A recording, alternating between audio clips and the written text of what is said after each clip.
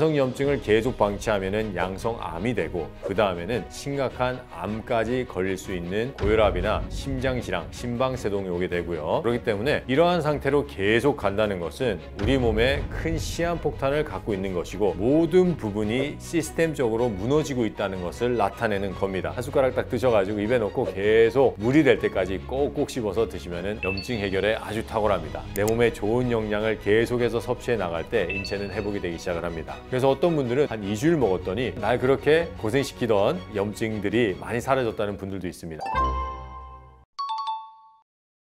염증을 없애주는 최고의 음식은 바로 레몬입니다. 우리가 레몬을 먹으면 염증을 일으키는 독소를 가장 효과적으로 해결할 수가 있습니다. 레몬에는 강력한 항산화제, 항염제인 비타민 C가 풍부하고요. 비타민 E 또한 대량 들어가 있습니다. 또한 그뿐만 아니라 강력한 항산화제인 셀레니엄과 아연이 있기 때문에 염증 해결에 아주 탁월합니다. 염증이 있는 사람들은 인체 곳곳에 염증이 있습니다. 그 중에서도 특히 혈관에 염증이 많은데 이 혈관에 염증이 많은 것을 해결해 줄 수 있는 것 또한 레몬입니다. 레몬은 우리가 먹으면은 이제 우리 위로 가고요. 위에서 이제 소장을 통해서 간으로 흡수가 됩니다. 이때 알칼리로 변형이 돼서 그 알칼리의 물질이 우리 혈관을 타고 가면서 염증을 해결하기 시작을 합니다. 그래서 레몬은 염증 있는 사람들에게 꼭 필요한 음식입니다. 이렇게 좋은 레몬을 가장 효과적으로 먹는 방법은 레몬즙으로 먹는 방법입니다. 소화에 지장이 되지 않고 흡수를 할 수 있는 방법이 바로 즙의 형태로 먹는 방법인데, 그래서 이제 레몬즙을 먹는 것을 추천드립니다. 처음에 드실 때는 레몬을 한 50cc 정도 즙을 만들어서 미지근한 물을 250cc를 타서 300cc를 한번 만들어서 드셔보세요. 먹는 시간대는 밥 먹기 1시간 전입니다. 그래서 내가 이렇게 먹었는데 부담도 안 되고 소화도 잘 되고 방귀도 안 나오고 설사도 안 나오면은 레몬 양을 10cc씩 또는 20cc씩 점진적으로 늘리시고요. 물의 양은 점점 줄어 나가면은 나중에 많은 양을 소화 기능에 부담 없이 섭취할 수 있습니다. 두 번째 염증에 좋은 음식은 참깨입니다. 이 참깨에는 많은 양의 칼슘이 들어가 있는데 이 칼슘은 혈액의 알칼리 인자고 해독 인자예요. 우리가 염증이 있다는 것은 혈액에 독소가 많고 혈액이 산성화됐다는 것을 나타냅니다. 이것을 빨리 돌려야 되는데 그거를 가장 빨리 돌릴 수 있는 영양이 바로 칼슘이고요. 이 참깨를 먹는 방법은 식사 전에 한 숟가락 드세요. 근데 꼭 생참깨여야 됩니다. 볶은 참깨는 가산화 지질이 있기 때문에 드시면 안 되고요. 생참깨를 한 숟가락 딱 드셔가지고 입에 넣고 계속 물이 될 때까지 꼭꼭 씹어서 드시면 아주 좋습니다.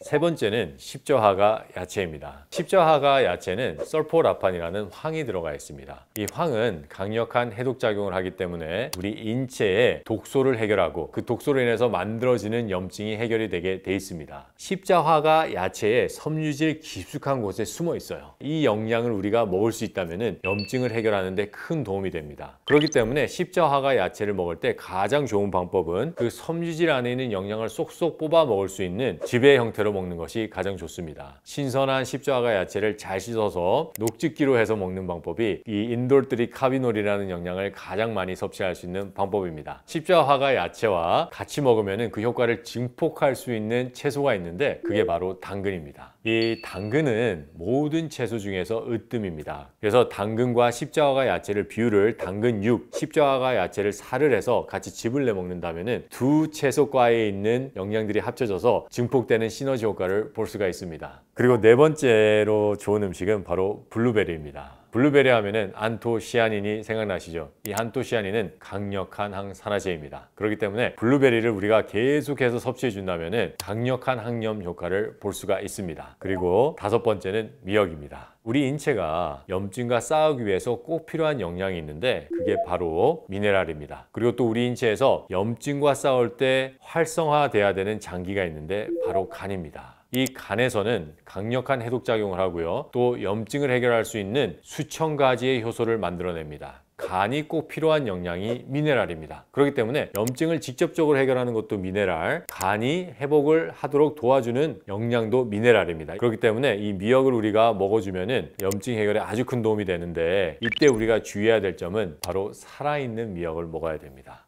생미역이에요. 우리가 건조한 미역을 먹는 것보다 살아있는 미역을 먹어야 되는 이유는 이 미네랄이 인체에 들어와서 활성화될 수 있는 상태인지를 꼭 확인해야 되기 때문에 그렇습니다. 생미역에는 활성 미네랄이 들어있고 마른 미역에는 불활성 미네랄이 들어가 있습니다. 생명을 먹는 방법은 이제 생명을 씻어서 생들기름에 소금을 좀 뿌려서 이제 찍어 먹으면 좋습니다. 우리가 이제 생명을 생각하면은 초고추장에 이제 찍어 드시는 분들이 많은데 신맛이 소화를 저해시킬 뿐만 아니라 우리 인체에 해가 될 수 있기 때문에 저는 권하지는 않습니다. 그리고 이제 염증에 아주 효과적인 즙이 있는데 바로 당근 샐러리 즙입니다. 이 샐러리는 우리 인체의 저항력을 키워주는 아주 좋은 즙입니다. 샐러리에는 많은 영양들이 들어가 있습니다. 비타민 C, 비타민 E, 비타민 K, 그리고 마그네슘 또한 풍부하고요. 나트륨 또한 풍부합니다. 이러한 샐러리에 있는 영양들이 우리 인체에 들어가서 백혈구를 단단하게 만들어주고요. 그런 으로 인해서 저항력이 좋아지기 시작을 합니다. 당근에 있는 칼슘과 베타카로틴이 들어가서 시너지 효과를 내기 시작한다면 아주 좋은 저항력, 즉 면역력을 향상시켜주는 즙이 만들어집니다. 그래서 염증을 줄여주는 즙, 바로 당근 샐러리 즙인데 이걸 만드는 방법은 당근은 비율 6에 샐러리 비율 4. 그래서 내가 당근을 180을 하면은 샐러리는 한 140g 정도 넣고 즙을 만드시면 아주 좋습니다. 이 즙을 먹을 때는 공복에 드셔야 돼요. 공복에 먹어야지 음식과 섞이지 않기 때문에 흡수도 좋고 소화에 지장도 없기 때문에 꼭 공복 1시간 전에 드시고요. 처음 드시는 분은 양은 200cc 드시면 됩니다. 우리 인체는 영양 결핍 때문에 또는 내가 먹지 말아야 될 것을 먹어서 그리고 내가 운동을 하지 않아서 일어나는 것들이 질병입니다. 그렇다면 우리의 생활 습관을 살펴보면은 우리의 생활 습관은 우리가 지금까지 수십 년 동안 나쁘게 해온 생활 습관 때문에 질병이 만들어진 겁니다. 우리가 몸을 망치기까지는 수십 년이 걸렸지만은 몸을 회복하는 데까지는 그 정도의 시간은 걸리지 않습니다. 그래서 내가 나쁜 음식을 더 이상 먹지 않고 내 몸에 좋은 영양을 계속해서 섭취해 나갈 때 인체는 회복이 되기 시작을 합니다. 그래서 어떤 분들은 내가 샐러리즙을 한 일주일만 먹었는데 염증 증상이 많이 가라앉았다는 분들도 있고요. 어떤 분들은 샐러리즙과 레몬즙을 한 2주일 먹었더니 내가 날 그렇게 고생시키던 염증들이 많이 사라졌다는 분들도 있습니다. 꾸준히 드시고 또 상담을 통해서 자기 몸에 맞는 정확한 처방을 받아서 드신다면 분명 좋은 효과가 있을 겁니다.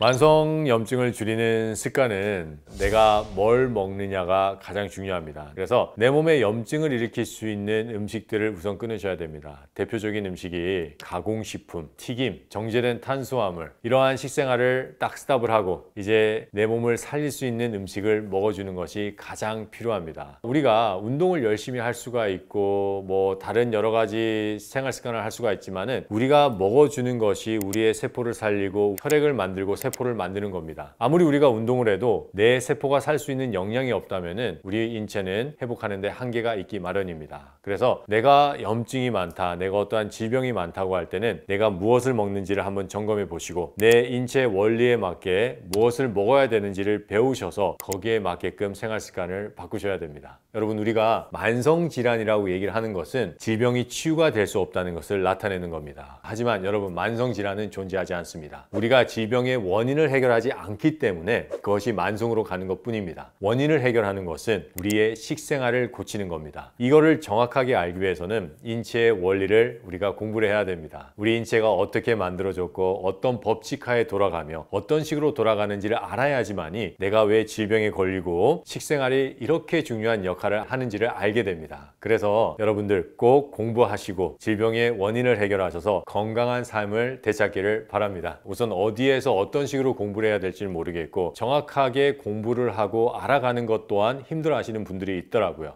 이러한 분들을 도와드리기 위해서 저희는 상담을 하고 또 저희 센터에서 교육을 진행하고 있습니다. 그리고 이 상담과 교육을 통해서 많은 분들이 건강을 회복하고 다시 활기차고 건강한 삶을 살고 계십니다. 그래서 여러분들이 도움이 필요하시면 저희 센터로 오시고 저와 상담을 받으시면 많은 도움이 되실 겁니다.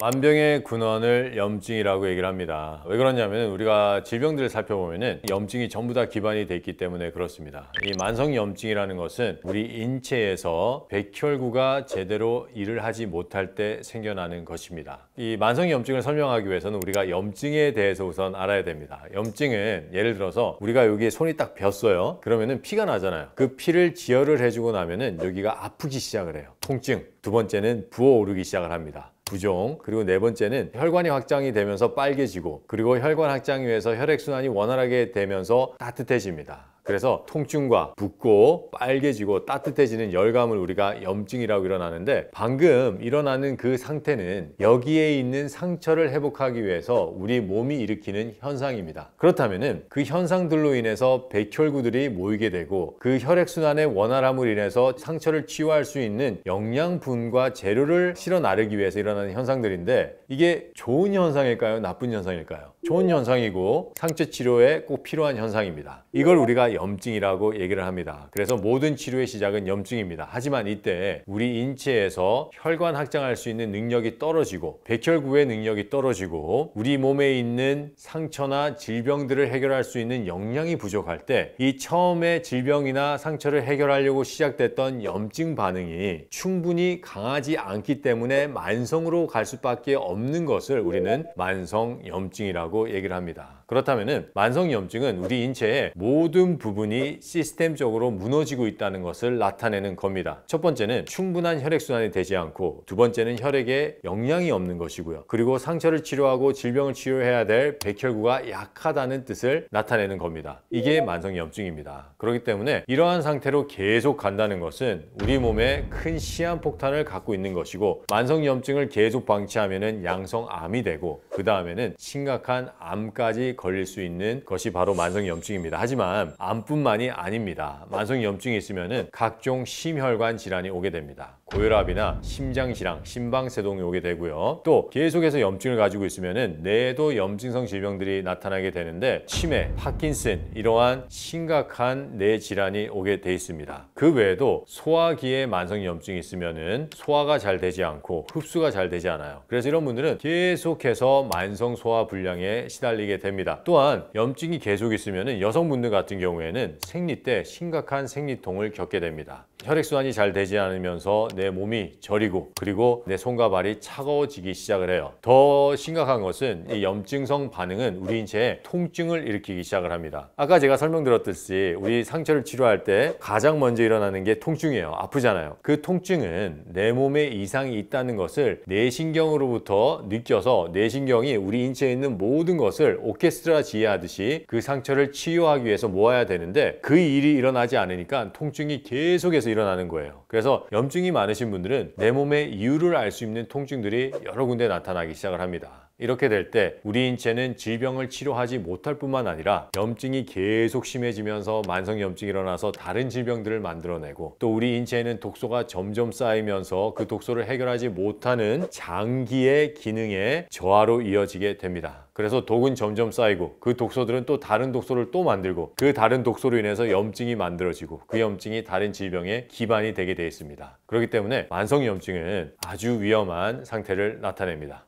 만성염증을 우리가 해결하지 않고 계속 방치하게 된다면 혈관이 터지는 뇌출혈까지 갈 수가 있는 것이 만성염증입니다. 흔히 알고 있는 비만 또한 염증이 원인인데요. 염증은 독소로 인해서 생기지만은 이 염증이 또 독소를 또 만들기 시작을 합니다. 그리고 염증이 있는 곳에는 균과 바이러스가 훨씬 더 많이 번식을 하게 돼 있습니다. 그렇기 때문에 염증이 많은 사람들은 잦은 감염에 걸리게 돼 있습니다. 또 우리가 흔히 아는 비만은 우리 인체에 염증이 많기 때문에 그 염증을 완화시키려고 하는 우리 인체의 현상입니다. 당뇨 또한 염증이 기반인 질병이고요. 이제는 더 나아가서 치매까지 염증이 기반이 돼 있다는 것이 밝혀지면서 학회에서는 제3형 당뇨로 치매를 일컫기도 합니다. 이렇게 염증이 우리 인체에 일으킬 수 있는 것은 다양합니다. 그리고 가장 무서운 질병은 이제 암이고요. 암은 염증이 기반이 되는 질병입니다. 하지만 요즘에 나오는 연구를 보면은 우울증이나 불안증 또한 뇌신경 주위에 있는 염증 때문에 일어난다는 보고들이 있듯이, 우리가 느끼는 이 감정 또한 염증성 기반을 두고 있다는 것이 밝혀지고 있습니다.